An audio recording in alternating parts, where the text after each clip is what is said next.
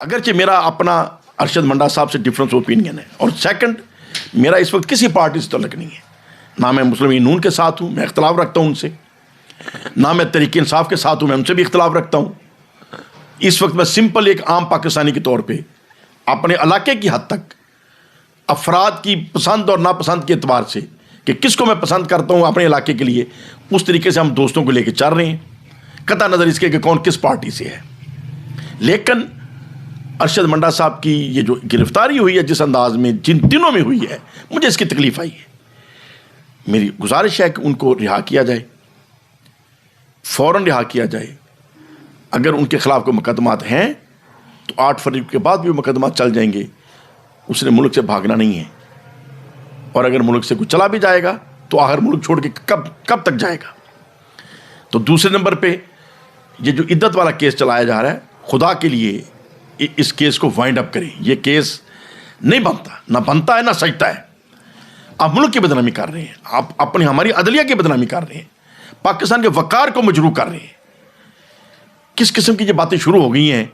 इसी तरीके से हमारे कई अक्लमंद, पुराने भी बहुत अक्लमंद लोग थे, बहुत समझदार लोग थे, उन समझदारों ने बांग्लादेश तबाह करा दिया। इराक के अंदर भी बड़े बड़े समझदार लोग थे, उन्होंने इराक तबाह करा दिया। लीबिया के अंदर बड़े बड़े सियाने लोग थे, उन्होंने सियानों ने लीबिया तबाह करा दिया। अब पाकिस्तान को तबाह कराना है। अल्लाह का इतना करम है कि इधर इस हालात पुरसकून है। अल्लाह का इतना करम है कि दहशतगर्दी से हमारी जान छूटी। अल्लाह का करम है कि जो गद्दारी से मशरकी पाकिस्तान को अलग किया गया, ना तो गद्दारों को सजा मिली, लेकिन चलो वो मशरकी पाकिस्तान वाले आज बांग्लादेश के अंदर इज्जत से ज़िंदगी गुजार रहे हैं, हम इधर सुकून से ज़िंदगी गुजार रहे हैं। तो इस पुरसकून माहौल को चलने दें। ये इलेक्शन जो हो रहे हैं, इलेक्शन तो नहीं है लेकिन जिस तरीके से हो रहे हैं, लेकिन चलो जो दिन रह गए कम से कम इनको सुकून से गुजरने दें और बावकार तरीके से लोगों को अपनी राय देने दें, ताकि जो भी फिर पब्लिक ओपिनियन आए उसके मुताबिक जो भी हुकूमत बने दूसरे उसको तस्लीम करें। मेरा सियासी विजन क्या है कि हमने इलेक्शन लड़ना होता है एक अवामी नुमाइंदगी के लिए, लेकिन जिसको अक्सरियत ने कह दिया वो तो नुमाइंदा है, लेकिन नुमाइंदा वो 100% का होता है।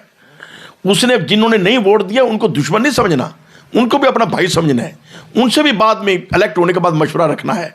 और जिन्होंने वोट नहीं डाला उन्हें भी चाहिए कि कामयाब होने वाले को मुबारकबाद दें कि भाई हमने तो वोट इसको दिया था लेकिन कामयाब तुम हो गए हो, भारत तुम्हें मुबारकबाद देते हैं। अल्लाह ताला तुम्हें ये जिम्मेदारी पूरी करने की तौफीक दे। हमारा आज के बाद ताउन तुम्हारे साथ है, यही होना चाहिए। इसी के अंदर भलाई है, यही सियासत है। ये सियासत आज समझ लिया गया कि चक्कर देने को सियासत है, झूठ बोलना सियासत है, फ्रॉड करना सियासत है। ये सियासत नहीं है। सियासत रवादारी का नाम है, मिलजुल के रहने का नाम है। हमने अमीर गरीब ने एक जैसा इंसाफ कैसे लेना है, मुख्तलिफ मज़ाहब के साथ, हमने क्रिश्चियंस के साथ, हिंदुओं के साथ, सिखों के साथ, डिफरेंट जो मज़ाहब पाकिस्तान के अंदर हैं, हमने उनके साथ मिलकर कैसे रहना है, एक दूसरे की इज्जत कैसे करनी है। इस टेक्निक को सियासत कहते हैं। सियासत चक्कर देने को नहीं कहते, तड़ेबंदी को सियासत नहीं कहते, अपने ग्रुप पालने को सियासत नहीं कहते। बहरहाल अगर किसी को सियासत सीखनी है तो मेरे पास आ जाए, बगैर ट्यूशन के सिखा दूंगा, बगैर ट्यूशन के सिखा दूंगा। और मुझे इसके ऊपर क्लेम है कि बड़े बड़े जो फन्ने खां बने फिरते हैं सियासत की समझ नहीं है, और बड़े बड़े साफियों से भी मुझे इख्तलाफ है। सियासत की उन्हें भी समझ नहीं है, पता नहीं सियासत को भी तबसरे करते हैं लेकिन सियासत की समझ नहीं है। अल्हम्दुलिल्लाह हजूर शेर रबानी रहमतुल्लाह अलैह के सदके मुझे सियासत की समझ है और ज़माना तालिब इल्मी से समझ है। तो इसकी ट्यूशन क्लासें मैं अगर कुछ अरेंज करें तो हम मुफ्त भी ट्यूशन क्लासें जो हैं इसके इलेक्शन के बाद शुरू कर देंगे, और जिन्होंने हिस्सा लेना हो इसमें शरीक हो। तो दोबारा फिर एहतजाज है, गुस्सा है, सदमा है, और अपील है कि उनको रिहा किया जाए। और अगर कोई केस उनके खिलाफ है तो 8 फरवरी के बाद देखा जाएगा। अल्लाह ताला हम सब को मिलजुल के रहने की तौफीक अता फरमाए और पाकिस्तान को पुरअमन रखने की तौफीक दे। व आखिर दवाना अनिल हम्दुलिल्लाहि रब्बिल आलमीन।